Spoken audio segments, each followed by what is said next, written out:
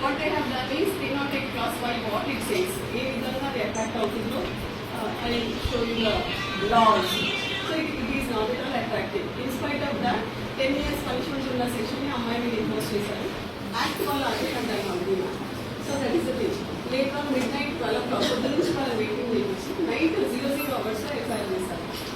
It's been almost 10 o'clock complaint ఇస్తున్నట్టు ఉంది. మీకు పోక్సో కేసెస్లో ఒకవేళ పోక్సో కేసు ఒకవేళ రిజిస్టర్ అయితే మనం ఎంత ఫాస్ట్గా పోలీస్ రియాక్ట్ అవుతారు, ఏ విధంగా ఒక సామాన్యుడైన సంపన్నుడైన ఒకటే లా పోక్సో చేసినప్పుడు ఇప్పటి వరకు చైల్డ్ ఫ్యామిలీ పేరెంట్ కానీ ఇంకొకటి ఇక్కడ లజిస్లేటివ్ చేయలేదు, స్టేట్మెంట్ తీసుకోలేదు. కానీ మోరోవర్ నిన్న నేను all your grievances I know because as a woman yesterday special mention so I asked you about the Rosha also last week. నిన్న మీరు నేను పోస్ట్ చేశాను నేను అండ్ మ్యాటర్ పోస్ట్ చేశాను social media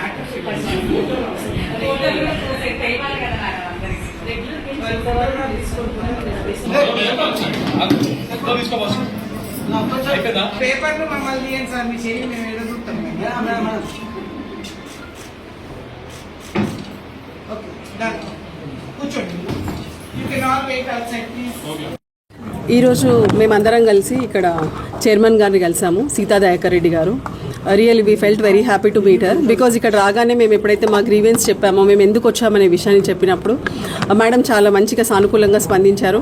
and she told that already ఎప్పుడైతే ఈ విషయం తెలిసిందో సండేనే తను వాళ్ళ ఆఫీస్ వాళ్ళందరికీ కూడా చెప్పారంట, ఖచ్చితంగా మండే రోజు స్పెషల్ బెంచ్ పెడదామని. యూజువల్లీ ఇక్కడ ఎవ్రీ వెనస్డే బెంచ్ ఉంటుంది, బట్ మండే వాళ్ళు సూమోటోగా బెంచ్ కండక్ట్ చేశారు, special bench. And already police వాళ్ళకి కూడా సమన్స్ పంపించారంట. సో మేము ఇచ్చిన లెటర్లో కూడా మేము చాలా క్లియర్గా చెప్పాము, కావాలని చెప్పి పోక్సో చట్టం ప్రకారం ఏదైతే యాక్షన్ తీసుకోవాలో అది ఇప్పటివరకు తీసుకోలేదు. రాజ్యాంగం మనకి సమానత్వ హక్కు ఇచ్చింది, ప్రతి ఒక్కరికి చట్టం అనేది అందరికీ సమానమే. ఇప్పుడు బండి సంజయ్ కుమార్ కొడుకు అని చెప్పేసి ఆయనకి స్పెషల్ ప్రివిలేజెస్ ఇవ్వాల్సిన అవసరం ఏముంది? ఎందుకు ఎంక్వైరీ లేట్ అవుతుంది? సో అదే కాకుండా అమ్మాయి మీద, మైనర్ బాలిక మీద ఎక్స్ట్రాషన్ కేసు పెట్టారు. ఆ కాపీ కూడా మేము ఇచ్చాము, ఎఫ్ఐఆర్ కాపీ కూడా లోపల సబ్మిట్ చేశాము. దాని కంటెంట్స్ ప్రకారం కూడా క్లియర్గా మైనర్ బాలికలతో రిలేషన్షిప్ ఎస్టాబ్లిష్ అవుతుంది అక్కడ.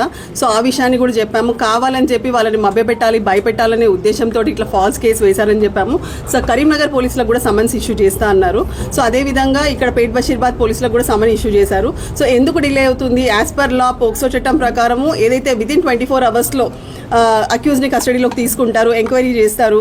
ఆ తర్వాత 161 స్టేట్మెంట్స్ రికార్డ్ చేయాలి, తర్వాత మెజిస్ట్రేట్ గారి ముందు ప్రొడ్యూస్ చేయాలి, 164 స్టేట్మెంట్స్ రికార్డ్ చేయించాలి.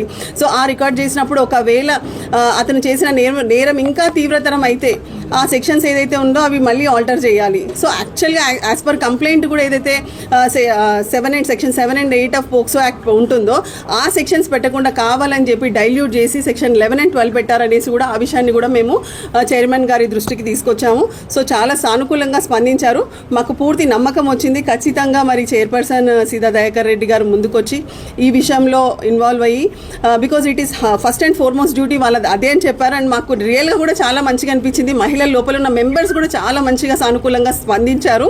సో ఖచ్చితంగా మైనర్ బాలికకి న్యాయం జరుగుతుందని మేము ఆశిస్తున్నాం. బండి సంజయ్ కుమారుడు బండి భగీరథ్ చేసినటువంటి ఒక మైనర్ బాలికపై చేసినటువంటి అత్యాచారం కావచ్చు, ఆయన అమ్మాయిని నానా రకాల ఇబ్బంది పెట్టినటువంటి విషయం మీ అందరికి కూడా తెలుసు. ఆ విషయంలో ఆ అమ్మాయిపై జరిగినటువంటి అరాచకాన్ని, ఆ అమ్మాయికి జరిగినటువంటి అన్యాయాన్ని పక్కదారి పట్టించడానికి ఆ కేసు ఏదైతే ఉందో ఆ కేసును పక్కదారి పట్టియడం కోసం ఇవాళ ఒక కేంద్ర మంత్రిగా ఉన్నటువంటి బండి సంజయ్ గారు ఇవాళ దాన్ని పక్కదారి పట్టియడానికి కుట్ర చేస్తున్నాడు. కాబట్టే ఇవాళ నిన్న ఉమెన్ కమిషన్ వాళ్ళకి ఇవ్వడం, అదేవిధంగా ఈరోజు చైల్డ్ వెల్ఫేర్ కమిషన్ చైర్మన్ గారు సీతా దయాకర్ గారు నిజంగా తను సుమోటగా ఇప్పటికే తను పోలీసుకి మొత్తం డైరెక్షన్ ఇచ్చి ఇమ్మీడియట్లీ యాక్షన్ తీసుకోవాలని వారు నిర్ణయం తీసుకున్నారు, అప్రమత్తం చేసిండ్రు. ఇప్పుడు కూడా మేము అందరం కూడా కలిసి తనని ఇప్పుడు కూడా అదే అప్పీల్ చేసినాం.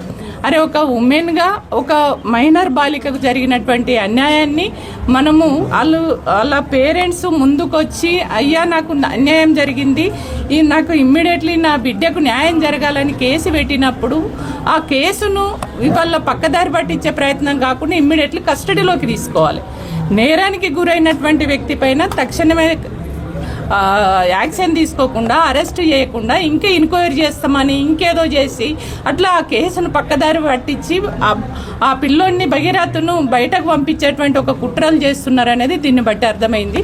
కానీ మేడం చాలా సానుకూలంగా స్పందించారు. ఖచ్చితంగా తక్షణమే మేము ఎంక్వైరీ కాదు, ఖచ్చితంగా అది ఆధారాలతో సహా ఉన్నాయి కాబట్టి సుమోటోగా తీసుకున్నాం, మేము ఖచ్చితంగా నేరస్తుడికి శిక్ష పడేటట్టుగా చూస్తామని చెప్పేసి వారు చాలా క్లియర్గా చెప్పడం జరిగింది. తక్షణమే మేము ఇవాళ బీఆర్ఎస్ మహిళా విభాగం ఆధ్వర్యంలో ఇవాళ రాష్ట్రవ్యాప్తంగా కూడా మహిళలపై జరుగుతున్నటువంటి అరాచకాలను అత్యాచారాలను అరికట్టాలని చెప్పేసి మేము ఆందోళన చేస్తున్నాం. ఎక్కడ మహిళలకు ఇట్లాంటి జరిగినా మేము వాళ్ళకి అండగా ఉంటాం.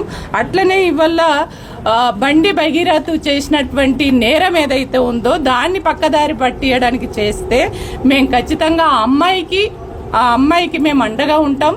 ఆ కేసులో భాగస్థులైనటువంటి వాళ్ళు ఆ కేసులో ఎవరైతే ఇన్వాల్వ్ అయ్యి పక్కదారి పట్టియడానికి కుట్ర చేసినారో వాళ్ళందరూ కూడా నేరం చేసినట్టే. ఎందుకంటే ఇవాళ బండి సంజయ్ గారు ఇవాళ వాళ్ళ కొడుకు బండి భగీరథ్ నేరం చేసిండు. ఒక అమ్మాయిని ఒక మైనర్ బాలిక పైన అత్యాచారం చేసి నేరాలకి పాల్పడినప్పుడు ఒక ఉన్నతమైనటువంటి ఒక హోంశాఖ మంత్రిగా ఉన్నటువంటి బండి సంజయ్ గారు ఆ నేరానికి పాల్పడ్డ కొడుకుని తక్షణమే ఇవాళ పోలీసులకు అప్పచెప్పాలి. నీతిమంతుడైతే నిజాయితీమంతుడు అంటే ఆయన చాలా గొప్పలు చెప్తాడు, ధర్మము అనే ధర్మ రక్షణ అని బాగా మాట్లాడతాడు. కానీ నీ ధర్మం ఎటువైంది? నీ ఇంట్లోనే నీ కొడుకే నేరానికి పాల్పడితే నీ కొడుకును నువ్వు కాపాడడం కోసము ఇవాళ పక్కదారి పట్టేయడానికి చేస్తున్నావు అని అంటే ఆ నేరం చేసిన వాడిని కాపాడడం అని అంటే నువ్వు కూడా నేరస్తుడివే కదా. అందుకని నేనేమంటున్నంటే ఇవాళ మొట్టమొదటి ముద్దాయి బండి సంజయ్ కుమార్ అని నేను అంటున్నాను. కాబట్టే తక్షణమే బండి సంజయ్ గారిని బర్తరఫ్ చేయాలి బీజేపీ పార్టీ, ఆ మంత్రి పదవి నుంచి తీసేయాలి. ఇవాళ వెంటనే నైతిక బాధ్యత వహించి కూడా రాజీనామా చేయాలి. అదేవిధంగా ఇవాళ నేరానికి పాల్పడ్డ ఇవాళ బండి భగీరథ్ ఎవరైతే ఉన్నారో ఆ అబ్బాయిని వెంటనే తక్షణమే కస్టడీలోకి తీసుకోవాలి, అరెస్ట్ చేయాలని మేము డిమాండ్ చేస్తున్నాం. ఈరోజు బీఆర్ఎస్ పార్టీ మహిళా విభాగం అంతా కూడా చైల్డ్ వెల్ఫేర్ యాక్ట్ డిపార్ట్మెంట్కి వచ్చి కమిషనర్ గారికి మేము అపీల్ చేయడం జరిగింది. ఏదైతే 5 రోజులు జరిగిందో ఈ ఘటన జరిగి బండి సంజయ్ గారి కుమారుడు బండి భగీరథ చేసిన ఇన్సిడెంట్ పైన 5 రోజులు జరుగుతుంది. ఈ రోజు అందరు చెప్తున్నారు ఎబ్స్కాండ్ అయ్యాడని చెప్పి. మేము అడుగుతుంది ఒకటే, చట్టపరంగా ఇప్పుడు చిన్న కేసులు పిటి కేసులు జరిగితేనే పోలీస్ స్టేషన్లో ఎవరైనా అబ్స్కాండ్ అయితే వాళ్ళ పేరెంట్స్ని తీసుకురావడమో లేకపోతే వాళ్ళ బంధుమిత్రులను తీసుకురావడమో ఏదో జరుగుతుంది. ఇప్పుడు ఇంత ఉన్నత పదవిలో ఉన్నారు బండి సంజయ్ గారు, వాళ్ళు సాక్షాత్ ప్రైమ్ మినిస్టర్ పక్కన కూర్చుంటున్నారు, సీఎం పక్కన కూర్చుంటున్నాడు. ఇప్పుడు క్లియర్ కట్గా అర్థమవుతుంది ఏంటి అంటే బీజేపీ కాంగ్రెస్ కలిసి పనిచేస్తుంది అనేదే క్లియర్ కట్గా మాకు అర్థమవుతుంది. కాబట్టి వాళ్ళు ఇమీడియట్ యాక్షన్ తీసుకోవట్లేదు. సాక్షాత్ స్టేజ్ మీద సెంట్రల్ మినిస్టర్లు కూర్చుంటున్నారు, వారిని విచారణ చేయట్లేదు. కనీసం కొడుకు ఎక్కడికి వెళ్ళారో చెప్పే సిచ్యువేషన్స్ లేవు. అబ్స్కాండ్ అయ్యారంటే ఇప్పుడు విచారణ, ఈ పాక్సో కేసు అనేది ఎంత సున్నితమైన కేసు, ఎంత సెన్సిటివ్ కేసో కూడా తెలుసు. అటువంటి కేసులో ఇమీడియట్గా అరెస్ట్ చేసి విచారణ జరపాలి. కానీ విచారణ చేస్తున్నాం అని చెప్పి ఏవేవో కమిషన్లు ఏవో చట్టాలు మేము ఆల్రెడీ బుక్ కేసు ఎఫ్ఐఆర్ అయిపోయింది, లేకపోతే మేము సుమోటో బుక్ చేసాము, ఇవన్నీ కాదు. మాకు కావాల్సింది ఇమీడియట్ న్యాయం జరగాలి. ఇమీడియట్గా ఏదైతే ఇప్పుడు బండి భగీరథ అబ్స్కాండ్లో ఉన్నారో ఎక్కడున్నారో పట్టించి బండి సంజయ్ గారే బాధ్యత వహించి వాళ్ళని పట్టించాల్సిందిగా మేము కోరుతున్నాము. కాబట్టి రేవంత్ రెడ్డి గారు హోంశాఖ కూడా వారి చేతుల్లోనే ఉంది, సీఎం గారి చేతిలో ఉండి కేవలం ఊరికే టైంపాస్ తమాషాలు చేస్తున్నారు తప్ప ఇక్కడ ఏమీ జరగట్లేదు. కాబట్టి వెంటనే బండి భగీరథని తీసుకొచ్చి అరెస్ట్ చేయాలని చెప్పి మేము తక్షణమే బీఆర్ఎస్ పార్టీ తరఫు నుంచి మేము కోరుతున్నాం.